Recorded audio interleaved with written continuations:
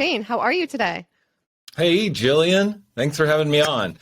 One of my favorite people to talk to. We always have a good flow. And this topic is so important. Breakups and relationships as a raw vegan or even a vegan. I talk to people so much about conflict between their vegan ideologies and non-vegan ideologies and relationships all the time. So, you know what, Gillian? I'm coming to this video really humble because I'm recently divorced in the last year and in my own process of that separation, and really want to serve from the place of vulnerability and humility around this topic in my own life. So I think it'll be good. Maybe I have some insights that can be helpful for people. Yeah, you always have so many insights, so many aha moments, like so many amazing things. And I feel like I have a lot of great questions for you, a lot of great things to talk about. I've been through a bad separation the last couple of years as well. So this is really going to be a good video. I would love to start out, first of all, I heard something the other day that was really good, and it was a line that said about relationships, just because it's familiar doesn't mean it's healthy. So I think this is such a good line. I think so many of us stay in relationships because it's familiar and it gives us the comforts of childhood or the dynamics we're used to feeling in our household with our parents growing up and things like that. And I just think so many people settle, and it's so hard for people to get out of those relationships. So how would you say somebody can acknowledge that it's familiar and not healthy and not good, and maybe it's time to gain the strength to move on from a relationship? Well, we want to be joyfully, lovingly rebellious against what is not working, the mediocrity of our life. We all get to thrive. We all get to win. And so when we compromise our own values and our own quality of life, then we're not creating a win for ourselves. Our needs aren't met, and we're going to struggle. So I think letting go of a relationship that you love the person, because I loved my ex-wife. I still do. I love my ex-wife. I will always love her. And it's about everyone's needs being met. Like, let all of our needs being met. Why hold on? Why create a dynamic where there's any kind of struggle or power struggle at all? This is a celebration of life. I mean, we're here to celebrate and to thrive. And if we've made a mistake, we can make another choice, which is to let our loved ones go, and let them fly free, let them spread their wings and celebrate them for exactly who they are. And we can't get all of our needs met by one person anyway. It's not going to happen. So we have to appreciate people for who they are, what they bring into our lives, the amazingness that they've created. But ultimately it comes down to, who are we going to be? And are we going to accept the calling and the challenge that the universe has presented to us, the portal, the threshold of growth and the next step for our life? And if that means leaving a relationship, then it can be extremely scary to do that. I'm a relationship type, just so you know. I love relationships. I love being in committed, monogamous relationships where I pour into one person with all of my love and soul and uplift that person. It gives me so much to do that in return.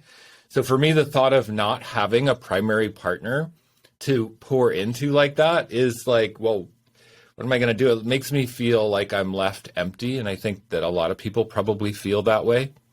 And I think it's all about getting through those empty periods rather than settling for somebody doesn't bring out your best self, right? Well, yeah, we definitely have to be okay with being in the in-between times, the metamorphosis, the cocoon times. And it might be scary to go into dark nights of the soul, where we have to do soul searching and self-exploration. But it's a sacred time. It's a sacred tunnel of and a window in our life that develops our character in a way that we cannot get any other way. It's critical for the development of us as human beings to go into the dark night of the soul periods where we're not certain and we are flailing and, maybe feel that existential crisis or that existential aloneness. That is okay to feel that. And ultimately, it's the existential crisis of life, the existential aloneness that's led me to be a raw vegan. That's exactly why I am a raw vegan and why I consistently turn to raw foods instead of junk foods or processed foods and cooked foods and alcohol and all these things, because I'm committed to facing the existential despair, Mm-hmm. the fear behind the facade. I think we're all running from fear. And I think the avoidance of fear is what drives our life. It drives our decisions. It drives our actions, avoiding fear. Yeah. But if we just stop running from it and we let the fear wash over us, it will transform us. And it's just a brief temporary wave that comes over us. Yes, maybe we get tumbled and tossed by that wave, but it's only temporary. And then we find our footing, we find our ground, and we open up into a whole new paradigm of our life, and we've learned the lessons, and we become the best version of ourselves. Being dedicated to a lifestyle that serves our highest potential, serves our highest health and well-being, like a raw vegan diet, that is a practice that can help us so much through that type of transition. Mm-hmm. And what you were saying about the fear, I feel like that's why a lot of people stay in or go back to relationships, because maybe they'll leave and then they'll get fearful, like, oh, the security in my life, or what if I never meet anybody else again, or I'm lonely. So I think we really need to transmute that and think like, go towards love, not fear, like you were saying. And I know, like, when you have a breakup, I know it can just be like the most devastating, horrible feeling in the world, like those painful moments where you just want like the breakup or the divorce pain to completely stop. So how have you managed to get through, if you have experienced those painful moments, how have you managed to get through those? Or how do you think people can get through those, like, without trying to return to the relationship for comforts and like dealing with those extremely painful, heartbreaking moments? Oh God, it can be so painful, Gillian. My first love was my high school sweetheart. We met when we were 16. I had just turned 16. And we were together for 6 years. And I really, really loved her. I still have incredible love for her, and I haven't seen her in 30 years. And when we split up, she split it in a way that absolutely devastated me, broke my heart deeply. I was 21 at the time, and I went into a 2-year period of grief, extreme grief and pain. I didn't leave my house for 2 years. It was so bad that I really didn't want to do anything. I let garbage pile up in my house. Like, I didn't take the garbage out. I didn't really take care of myself. I didn't take a shower for like 2 years. I know that sounds weird. I'm going to be really honest though, and just say that I literally didn't take a shower for 2 years. Wow. I slept in the bed and I moved to the chair, and I really spent 2 years like between the bed and the chair. And I didn't have a single friend, and I was in so much pain. It was the deepest MF pain I've ever experienced in my life. It was so bad. So my heart was deeply broken, and I've experienced extreme grief from heartbreak and loss of a loved one like that. And I will say that that grief I experienced, that dark night of the soul, was one of the greatest gifts that I've ever been given in my life. And I know that person, my high school sweetheart, probably never intended to be that role in my life, but she set me up for a major heartbreak and a major gift, which was learning about the deepest parts of my soul. So going through that was hard. It's the hardest thing I ever did, literally the hardest thing I ever did. And I'll never have to do it again. I learned the lessons. I learned who I was. It took me down to the roots and the core foundation of who I am as a soul inhabiting this body. And I learned a lot about myself. And I still use what I learned today as a coach. I'm a coach. I help people. I'm a life coach and raw vegan coach and detoxification coach. So the principles of emotional healing and shadow work are a big part of transforming our lives, becoming the best version of ourselves through diet, lifestyle practices, leadership, and shadow work and emotional healing is part of that. And I know because I've been there. I've been through it. I've faced the deepest shadow of my worst fears because of breakup. Now, I'll never have to go through that again. So now, going through my divorce this last year in 2021 with my now ex-wife was painful in that something was ending, but I've learned how to do it with love. So what we've done is conscious uncoupling, which is really making a conscious choice to uncouple with love and not making the other person wrong. So it's not a traumatic breakup. It's not traumatic because we've approached it like mature adults saying, I love you and I want you to be happy. And you don't have to seek your happiness through me. You can seek your happiness through whatever avenue lights you up. And I'm going to celebrate you for who you are, and I'll be your friend and I'll be by your side every step of the way. But I'm not going to require you to meet my needs, and you don't have to require me to meet your needs. And we can just love each other with non-attachment.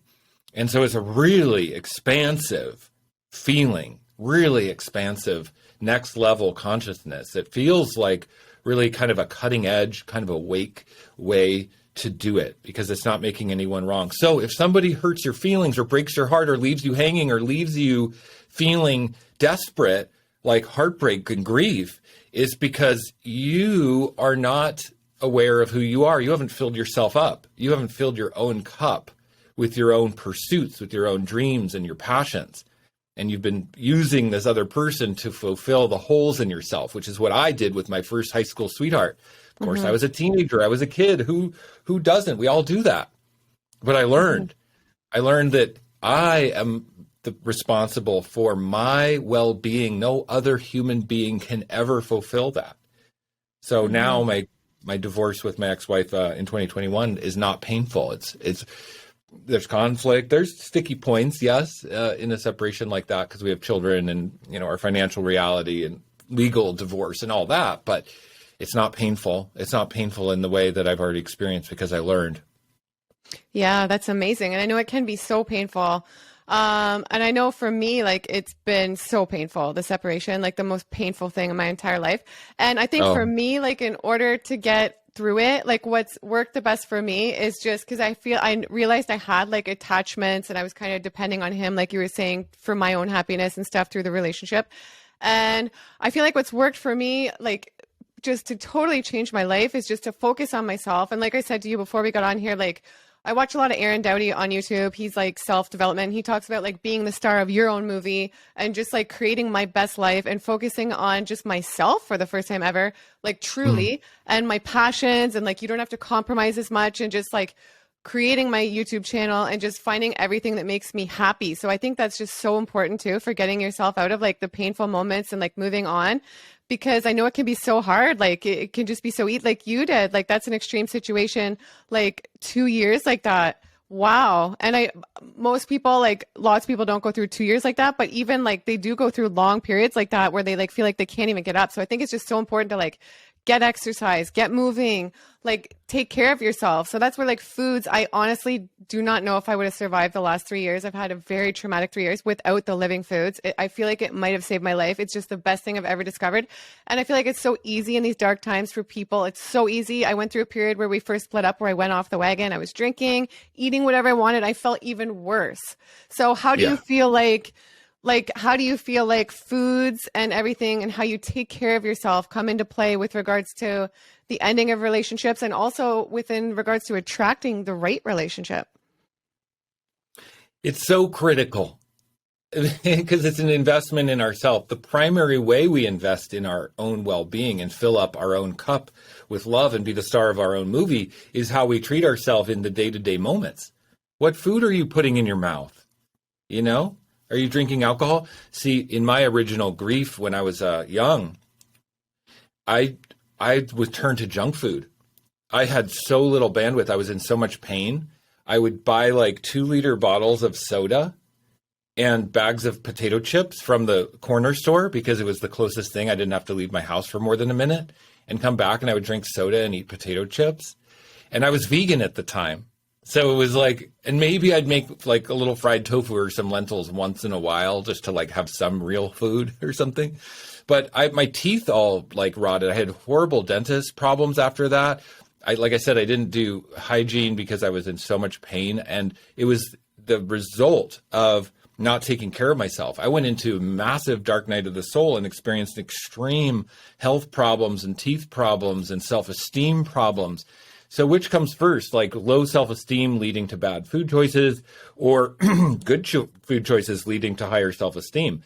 good food choices, a raw vegan diet is the ultimate of self-esteem building. So you can literally pull yourself out of grief, out of despair in the dark night of the soul, literally by just a little bit of willpower and discipline in your food choices. If you can muster it, if I could have gone back to my 21-year-old self and said, Shane, do this, brother, do this. I would. I wish I could go back and help myself. But, that's the part of maturing. We become the person we needed to be at the time we were in despair. There's this great saying, a technique to use to find your purpose work, your soul purpose on this planet, is to ask yourself, who did I need when I was 10 years old? What person did I need to show up in my life when I was 10? That's like a clue as to the purpose we might be here to accomplish on this planet. And I always ask myself that, who did I need at 10? But for me, it was actually at that time, who did I need when I was in my deepest, darkest despair, dark night of the soul? And that's who I've become. That's who I've become. And now I use food and my lifestyle. I work out 5-6 days a week. I ensure I have high levels of fitness and muscle mass as a raw vegan to not only look good, but feel amazing and have that youthful quality about me. And then also the youthful quality comes in the spirit and in the heart, and knowing deep down. And one of the secrets that I employ in my own life is knowing that I'm safe and taken care of by the universe, and that everything that's meant for me will be mine. I don't have to go looking for it. It will be mine. And all I have to do is trust that what's meant to be will be, and that I'm eternally safe and taken care of. And I do that. I think it's when people ask me, what's your secret to looking so young for your age? Yeah, because we have to tell everyone who doesn't know, you're almost 50 years old and you look like you're in your 20s. Yeah, thanks. Thanks, Gillian. Yes, I'm almost 50 years old. I'm 49. And it's not just diet and lifestyle. I would say the biggest secret to my youthfulness, besides diet and lifestyle, which does play a part, is my trust of the universe. I don't have this existential fear that everything's going to fall apart, which makes you go gray and makes you have fear and then get wrinkles. I've known people who are really deep worriers who are gray by 35 years old. Who are who really age. I had this one friend who was such a chronic worrier, so freaked out by life. And he looked 60 by the time he was 40. He really looked like an old man at 40. Wow. And he was a chronic worrier. So we've got to get the worry out of our system. We've got to take the worry out. How do we do that? We surrender to the universe. We say, okay, I'm not running the show. I have to withdraw my attachment to the outcome, and I have to step up, right? So step up to the thresholds of fear as they present themselves. That's what I call it, the threshold of fear. When we know we're supposed to go this direction, but it's so scary, that's the threshold of fear. If we consistently walk through those thresholds, those portals, those windows and opportunities as they open up and as they present themselves, and we surrender the outcome, that's how we train ourselves to remove worry from our body. And that will keep us young, better than any face serum or raw food diet or any of it.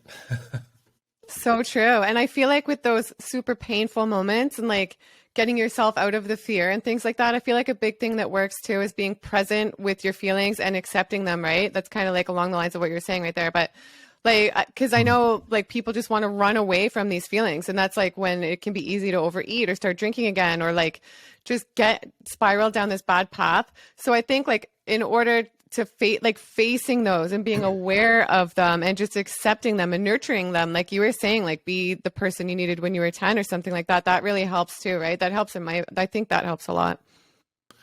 Well, yeah. I mean, we've got to be stoic in a way and just really get over the fears and be the person we're supposed to be. Fear is going to stop us, yes, and we're going to run from our fear until we decide we're not going to anymore. And it just takes a little bit of practice. When I was younger, in my 20s, actually, what I used to do? This is crazy. But I got into this mode where I would practice facing my fears specifically. It was a couple-year period where if I felt a fear or a resistance, I would do it no matter what it was. I would go up to strangers on the street. I'd get up on tables and stand on tables in restaurants and like talk to the room of people. I did crazy things. Wow. I know that sounds crazy, but I'm an experimenter of life. I didn't want to be controlled by fear. And so I leaned into it and I said, okay, oh, you know what my biggest fear was in my late 20s was moving from my small town comfort place where I like grew up, which was like Northern California, a small town, was moving to Los Angeles, the big city, the city of angels with millions of people by myself, with no resources, with no connections, with no friends, just moved to a big city without any lifeline. That scared the living daylights out of me. And you know what? I did it. I did it when I was 27.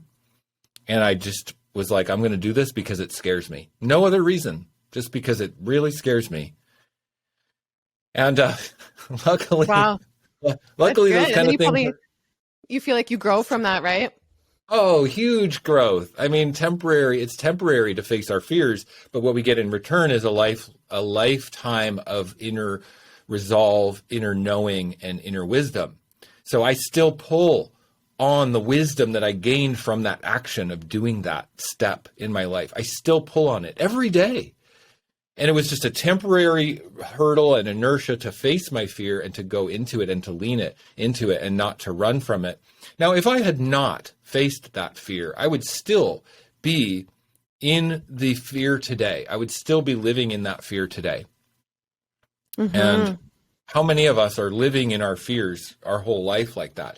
Well, I think this is perfectly relevant to relationship too, because we stay in relationships and we seek relationships that perpetuate our unwillingness to face our fears. My current divorce with my ex-wife, who I love dearly, is really a willingness to face my fears. Face the threshold, face the opportunity, take the opportunity no matter how scary it is, and lean into it. And do I want to get divorced from a woman I love? No, but that's what's presented. That's what has presented the threshold of fear is there. I'm like, what am I going to do? Run or step into it? Mm-hmm. And in that process, we've got to let certain things go. We've got to detach from the outcome, but we're going to get amazing gifts. And that's where we got to be stoic enough to just have a little bit of discipline, a little bit of willpower to just get over the hurdle, to realize that we were always going to be perfect all along anyway. The universe was always going to provide everything we needed. There was no problem. There was no fear. It's all a phantom. It doesn't exist. Mm-hmm. I feel like you should write a book about divorce because you're so well spoken on it. I just want to say too, I think when people are in relationships, like for instance, you with your ex-wife and with my ex-husband, well, we're not divorced, but when we met, like I was a totally different person, right? So I think there's something that has to be said about the person you are. I feel like when you meet like the right person, in a lot of cases, you are your best self. So like I mentioned Aaron Doughty, I watch a lot of his stuff and he says like, you can't meet the right person unless like you're being your highest self, your true self, and like focused on yourself. So I think that's where like what you're saying about taking care of yourself and things like that come into play. But wouldn't you say you're a different person when you met your ex-wife versus today, and maybe it would be a completely different partner that you need now and that you would attract now? Because I think it's easy for people just to stay too in those relationships, but maybe you suit and need somebody else at a different point in time. Absolutely, Gillian. Absolutely. When I met my now ex-wife, her name is Sasha. When I met Sasha, I was at a pinnacle of personal leadership and development. I was highly focused on myself. I had been completely single for 2 years at that point. And I had even been doing these internal meditations where I was like marrying my inner male and female and doing like these twin flame, like guided meditations about, fulfilling my own feminine and masculine sides in my life. I was really focused on being completely whole. And I was not looking for a girlfriend. I was not looking for anything in my life. I was really in a very whole place. And that's when I met her. And even then, she was the perfect woman for me. We had children together, everything. Whirlwind of amazing growth together. And look, we've still changed. It's all temporary and it's all changing. Nothing in life is going to last forever. Everything changes. Everything comes to an end. So that means we really want to be grateful for what we have at the current moment. Be extremely grateful for what we have and be willing to take the next step with grace and gratitude for the fact that everything changes. That's where our power comes from. So who I needed 14 years ago when I met my ex-wife and who I need now are completely different. And so it's the process of like merging together and then separating apart. We got to do this with grace. We can't always have the same person. I don't think most people are going to find a lifelong marriage to be truly fulfilling. We are spiritual beings on a growth path, and we have different vehicles of transformation. Every human needs a different way to transform. You know, whether that's through a raw vegan diet and lifestyle, which is a path that I took. That was one of my vehicles of transformation, which my ex-wife didn't want to do, and it created great conflict. One of the reasons we did get divorced, not all and not the primary reason, but one of the contributing factors was I went raw vegan during our marriage. She didn't like it. She wasn't on board. She didn't want to be raw vegan or even vegan. Created conflict and but again, it's the path separating. It's the vehicles of transformation taking us on our divine journeys. She has her preferred methods of transformation and she embraces those.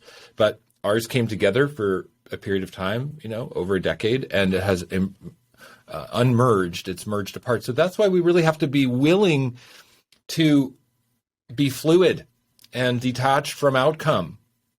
Then we can love people, we can get what we need from people, but we're not, now that talks into a little bit into the institution of marriage. Is the institution of marriage really serving our highest potential?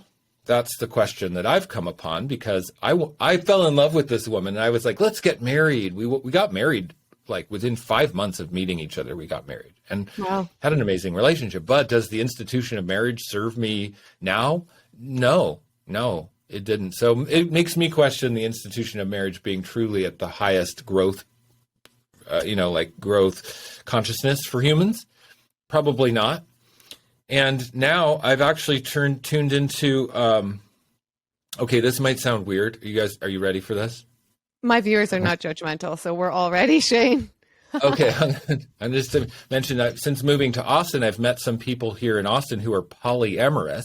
Who are people who have multiple love partners like in their lives. Now, I have never even thought about polyamory. I'm not even aware of what it is. I interviewed a raw vegan a couple weeks ago who is into that. Yeah. Yeah. So I'm just tuning into it and I'm asking myself, is an open relationship style or polyamory more in the cutting edge consciousness as opposed to monogamous long-term marriage type institutions? Like what is it that serves our highest growth potential? Now, I don't have the answer. I'm not saying one is better than the other. We're all on our own unique paths. But I had one woman, a client of mine, polyamory came up in our conversation as we were talking as a client and coach. And she said that she believes that the two most cutting edge pathways of consciousness for humanity at this time are veganism and polyamory. Wow. Now I've done some soul searching about polyamorous type relationships or open type relationships, and I don't think it's for me, actually, to be honest. I love monogamy. I love pouring into one person and really uplifting that one person and making that relationship blossom at the highest level. I believe that's the best for me.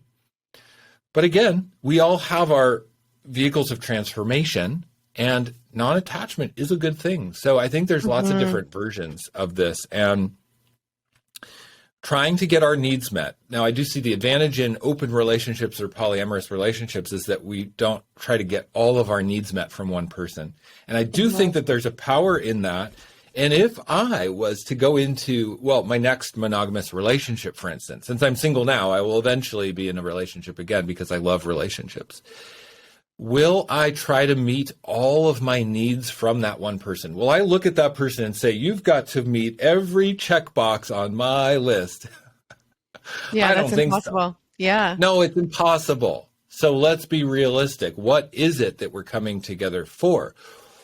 Well, if you're going to enter into a monogamous relationship with somebody, I think that there is we've got to be spiritual beings on a spiritual path. We realize we're coming together for work, for karmic work, for soul love, for deep soul transformation. And then we move apart when the timing is right. And we've got to be non-attached to the outcomes, and we've got to be in our power.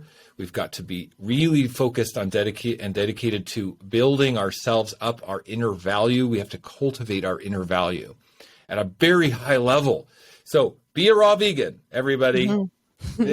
Go raw vegan. Gillian and I know, if whoever's listening to this who is not a raw vegan, it's the highest level of filling up your own sense of value so that you can do this sacred dance of life with the universe, with other partners coming into your life, whether monogamous or open or whatever, that you are empowered. So that's where I'm at right now. It's very interesting. I feel like I'm having mind expansion around the whole topic and clarity around my true preferences and my true desires and soul destiny around relationships too. So that's amazing. And yeah, like you were saying about the raw vegan, like I just feel like for the first time since being raw vegan, I feel truly connected to myself and like the universe and who I really am and my purpose and all these things. So I think that is when you meet the right person to complement you. And it still might be the person that was in your past. It could be, like, I'm not saying it's not, but in a lot of cases it's not. And you'll meet somebody that's way more aligned, like in a true love for the first time. And how do you think somebody can distinguish when it's like a true love? Like, do you have any thoughts on that? Yeah, well, I think there's a difference between soulmate and soul match. So we want to find a soul match, which is easy, celebratory, aligned values, aligned vision, aligned lifestyle, where a soulmate might be somebody who's tantalizing and exciting and hooking, and you might have like instant conflict with each other, or like your soul might get hooked in because it's like a soulmate might be somebody who you have a karmic destiny with, a karmic relationship with, which might end up painful. I don't know if I want to find a soul mate as much as a soul match, somebody where we just have aligned vision and values. We have the same preferred vehicles of transformation. It feels easy and celebratory. And so I think that's how I'm looking at it, is the difference between soul mate and soul match. Do we want a hard karmic lesson? Do we want to be set up by God or the universe for like heartbreak to learn dark nights of the soul lessons through grief? Or I don't anymore. I don't want that anymore. And maybe we all need that at some point in our life, but hey, I'm past that. So now, since I've already had that hard lesson stuff, okay, what is it now? Well, it's more of a match, So that's what I'm open to, is the match, somebody with an aligned lifestyle, vision, and values. Yeah, and I think aligned lifestyle and vision and values is super important. I think you can love each other, but if you're not aligned in those other areas, like at the end of the day, it's just really, really hard to make it work, Right, it's daily stuff. This is what me and my ex-wife talk about a lot. It's the daily relating. It's the daily activities. It's the daily mechanics of life together. If you don't share the same habits in the kitchen, for instance. I mean, the kitchen is the center point of your house, so that's a huge one. So a raw vegan and a non-vegan aren't probably going to work so well. But a raw vegan and a vegan could, closer alignment, So that's where it comes down to the daily in and out, the daily practices, the actual mechanics of living together with somebody. You have to have aligned vision and values. And if we're in a relationship, like listeners right now who are in a relationship where there's conflict and not having aligned vision and values, you've got some work to do. And it's okay to let go of what's not working, step through the threshold of fear. That's why we do need support and community around us. It's so important that we are not alone in the transition processes. We have to have community. Now, I'm very lucky because I've learned this lesson. And years ago, I was working with my business coach who would host these mastermind community groups. And I saw the power of groups. I saw the power of masterminds. And I would go to them. I would fly to San Diego like twice a month to be part of these masterminds. And the support that I experienced of being around other like-minded entrepreneurs in their journeys of becoming and growing and creating their businesses and creating their lives and success, I learned that there's really no alternative to being part of a group. That's when I launched my group, Raw Vegan Heroes, over 2 years ago now, but close to 2 years.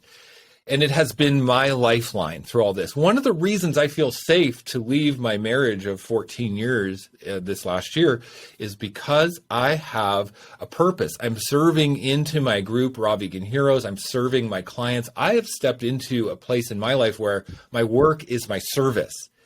If I didn't have that, I would be probably, in a lot more pain and fear than I am, because I know as long as I have my clients in my calendar to serve, I have my group, Raw Vegan Heroes, to show up to and serve. I do a live stream in there every week. As long as I have these practices of giving, it gets me out of my own way. It gets me out of my own problems, and it gets me focused on serving others. I mean, how many people in my group that I lead? My group has like almost 600 people now. And your group's great. I'll link it down below too. And I just want to say too, like my ex-husband and I, we were together 20 years. So it was a long-term relationship too. And I feel the same way as you feel about your group with my channel, with like making videos, thinking how I can be of service, add value in each and every video. And that's what's just truly saved me, made me thrive, and just been the creation of a brand new life. So I think it's really important we all find that, like at the end of a relationship. It's so critical. Yeah, Gillian, it's so critical. I think it's the most important thing I've ever found in my life, more important than diet and lifestyle. And the cool thing is that going raw vegan for me, and juice cleansing and transitioning to 100% raw diet for many years. I was 100% raw, not even one single bite of anything cooked or denatured, no bite of roasted nuts or anything for 3.5 years. And that 3.5 years showed me how to serve, because it just got me out of my own way. I was so clear. I just was like this open channel on raw food. And I saw the pathway of how I could serve. That's what led me to launch my group, my coaching, and be of service. And it's been the best thing that's ever happened to me. A raw vegan diet led me to find my purpose work in life. And it's maybe the coolest thing. I really try to help others too, when others come to me for support. I try to help them realize the potential for that. What if you could find your purpose work? What if you could realize why you're here on this planet? You become almost impervious to the pain of dark nights of the soul, of loss and grief, because we can just pull ourselves up by the bootstraps in times of existential crisis when we know why we're here and what we're here to do. You know, it's so powerful. I feel so blessed to have found my purpose work through a raw vegan diet that it makes any life transition seem doable, really doable. And I think with a transition, like a breakup or a divorce or something, it's really easy to get bitter, especially as you get older and you could look to the past about things. So I feel like that's where the diet, the way you eat and take care of yourself, really comes into play too, because in these dark times, it can be so easy just to get in the habit of drinking every day and having donuts and having hash browns and having pizza and pasta. I'm obviously talking from my old experience. But those are specific foods. It's so important. Like the living foods just do so much, like to get out of that, like bitterness, anger, resentment, and all of that. And I want to touch on jealousy too. So I think jealousy is just a huge thing. I think it's a huge thing so many people experience. It's an emotion that all of us have experienced at one point, I'm sure. It's something a lot of us do not like to experience. So I'm wondering if you have any experience with this, with like divorce. Like, I know for me, when I found out my ex-husband had a girlfriend like a year or a year and a half ago, this was not my best time. I was like, I don't think I ever felt so bad in my life. Like, I just felt so jealous and crazy, and it was just a horrible time. So I wouldn't be like that now. Like, I feel like I've grown so much, but do you have any advice for somebody who struggles with jealousy and how you get through those moments and sort of not act out on those? And I think now, like, you need to turn the focus to yourself and your passion, your purpose and all that, but. Absolutely. Okay. I have firsthand experience with extreme jealousy. My first my first partner, my high school sweetheart that I was talking about, we were together for 6 years, ended in heartbreak. She was a hyper jealous person. She was so jealous that she wouldn't want me to look at other girls, you know, even like driving down the street together. She would be like, don't look, there's a woman jogging on the side of the road. I mean, like hyper extreme jealousy, because we were just enmeshed. We were enmeshed together in such an unhealthy, codependent way. It was horrendous. And so I wasn't ever a jealous person, though. And so I've spent so much of my life examining jealousy and soul searching around jealousy. I believe jealousy is probably one of the most destructive human emotions. It's extremely low resonating, low vibration energy. And it really comes from extreme lack and extreme distrust of the universe, extreme apathy and grief and fear and pain and shame. There's nothing positive about jealousy at all, and it destroys. It's like fire. It will just wreak havoc. And why am I not a jealous person? You know, why is that? I'm not a jealous person. I've never had jealousy. I think it's because of the thing I was talking about trust, deep trust of the universe, and knowing that I'll always be taken care of on a deep fundamental level. I've experimented with those thresholds of fear, pushing into the fear, seeing what happens when I face my fears. And so that's the difference. Somebody who's like really in low self-worth, low self-value and shame, as opposed to somebody who's poured into their own cup, invested in themselves, is willing to face their fears, is willing to receive the gifts of the universe. And that's the difference. And if we find ourselves feeling jealous, like you said, Gillian, I think the key is to, what do we do? We've got to invest in ourselves. There's no other way out. We've got to pour into our own life value. We've got to cultivate value within ourselves. You know that the only success we have, like whether we're making money or love relationships or houses and cars, like whatever we have in our life is the direct result of the inner value we cultivate. If we feel valuable, we're going to have value outside of us. It's a direct reflection of our own inner value. So if we're at a low point and our husband or boyfriend has left us, we're feeling jealous and we feel at rock bottom, it's because we have no inner value. We have to cultivate that inner value above all else. So that starts with diet and lifestyle. Become part of a support group, join a group like in a mastermind. Do not do it alone. The lone wolf syndrome too is a big one where we think like, we self-isolate when we're in despair, and self-isolation is where the ego runs rampant and talks us out of what we need most, talks us out of the practices of self-love and self-development, and puts us into that apathy and shame and grief and binging on the foods that are going to destroy our life even more. Is the ego talks us out of it when we're in that place of low self-value. So it's a catch-22 sometimes to cultivate value when we're at a low point. And that's sometimes where we got to fake it till we make it. I'm big on faking it till you make it. Sometimes we got to really turn on the smile, pretend, imagine that we're okay for a minute, pretend. Just literally, if we're really at a low point in life, if we're really at rock bottom, I think one of the tricks is to pretend. Yeah, I do too. And I think, like they say, in order to get where you want in life and what you want, you think, act, and feel like you already have it, right? And that's kind of what that is too. Exactly. Well, yes. And what we realize that when we put on the face and we put on the fake smile and we, pretend that we're okay, we become okay. But it doesn't feel like that when we're in the midst of having to pretend. It's a process, and we've got to trust that everything that's meant to be ours will be ours. And we can't actually avoid it even if we tried. We can't avoid it. There's no way to miss out on what's meant for us. You don't think sometimes with our free will we can just screw it up so much? I don't think so, right? Our destiny always finds a way, right?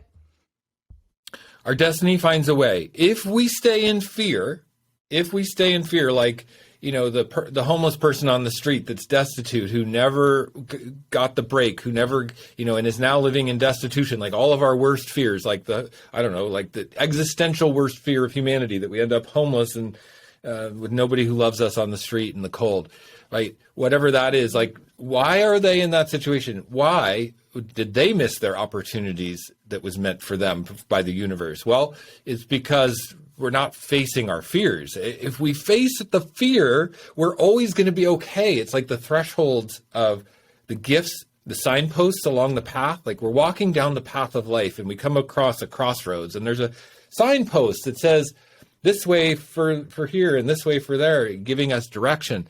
The direction is the fear. When we feel fear, it's the direction of our life. We have to, it's the signpost.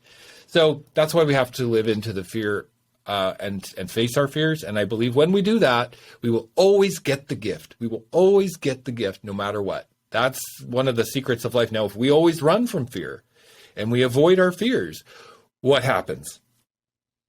We get lost, desperately lost, desperately confused, and desperately ashamed of ourselves for not cultivating inner value. Wow, well said. And I'm just wondering too, with relationships where you sort of have to be tied to this person forever, in a sense, like if you share children, like in your situation and things like that, how do you personally work on maintaining a positive, loving, like communication system and relationship rather than what can be very easily like angry, hateful, like bitter, just like all things opposite of love? How do you manage to maintain that? Because it's a relationship you kind of have for till the end of time, right? Because you share kids, there will be grandkids, there will be weddings. There's just like, it never ends. I know that's been a really hard part of my divorce, like our separation. I don't know. We're working on a relationship. I don't know. But just hearing like daddy constantly, you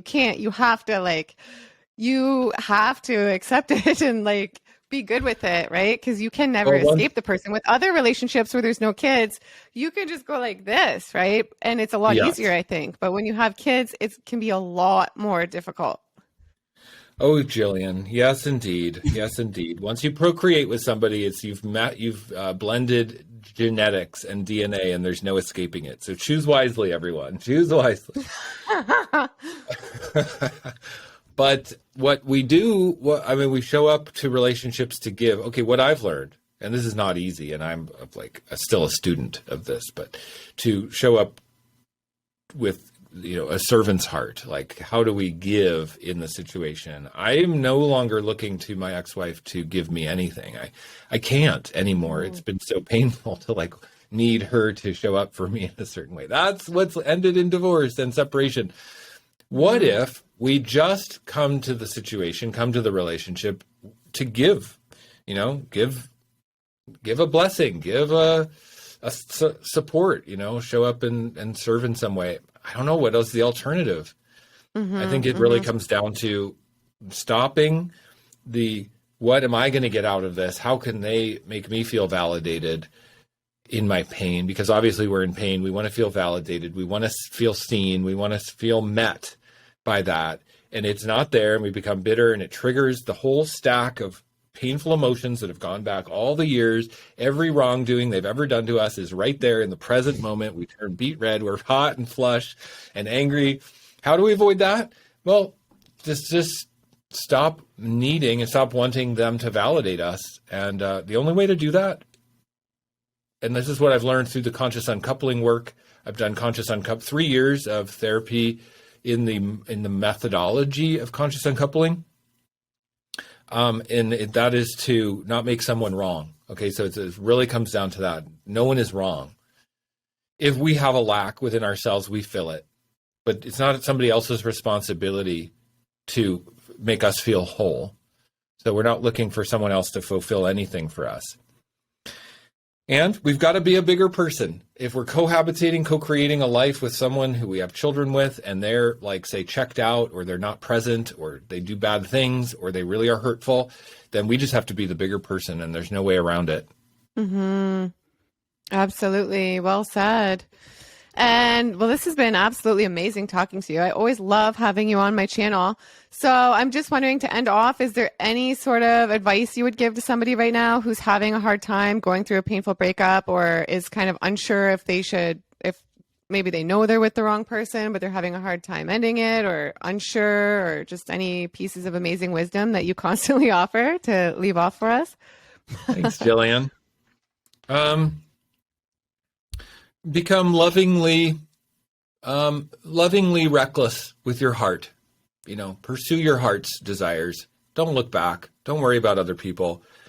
Be yourself. Jump in to your life 2 feet forward, and don't worry about what might go wrong face your fears, and be reckless in your love. Be reckless in the expression of your heart. Be fearless. What else can we do? What else can we do? And I think anytime your heart and your head are in conflict, you go with your heart, right? What do you think about that? Yeah, absolutely 100%. Fulfill the desires of the heart and not looking for others and to fulfill the desires of our heart. Fill our own desires. Live the life of your dreams. Step into the best version of yourself, whether you want to be a painter, an artist, a dancer, a musician, a raw food chef, whatever it wants to be. You step into that. Let go of the past. Step into your vehicle of transformation, accept it, embrace it, step through the threshold of fear, let it wash over you. Don't run from the fear and just be a badass, Step into it and be a badass. You want to be an inspiring person, live an inspiring life. That's the bottom line. Just be inspiring. Do it. Whatever it takes, leave that relationship, move on, grow, do it. Face the fear. It's what I'm doing right now. Right now, in my very own life, I'm facing my own fears. I always do. I continually do. It's okay. It's the best thing to do. It's amazing. And I love what you said about be it. It's like they say, whatever you want, be it. If you want more love, be more love, right? If you want more money, give money to somebody who needs money. I love that. I love it. Yeah, it's absolutely true. Well, it's about cultivating that inner value. It's like, wherever we've cultivated value is what we will be on the outside. It's what we will attract also on the outside. If we have really high self-worth, we're not going to attract a partner who reflects back our low self-worth. You know what I mean? Cultivate high self-worth, you're going to attract a real high quality person to reflect back your high value. Absolutely. So That's good. the path. Well, this has been amazing. So for anybody wondering who doesn't know where Shane can be found, I will link everything below, the Instagram, his group, website, Facebook, everything we've got covered down below. And again, thanks so much, Shane, for being on. I love talking to you. And we have a lot of great topics planned for future videos and future discussions that Shane and I are really excited about. And I do hope you guys, the viewers, love this. I hope it added some value. Be sure to subscribe, and I will see you guys in the next video. Bye. Bye-bye.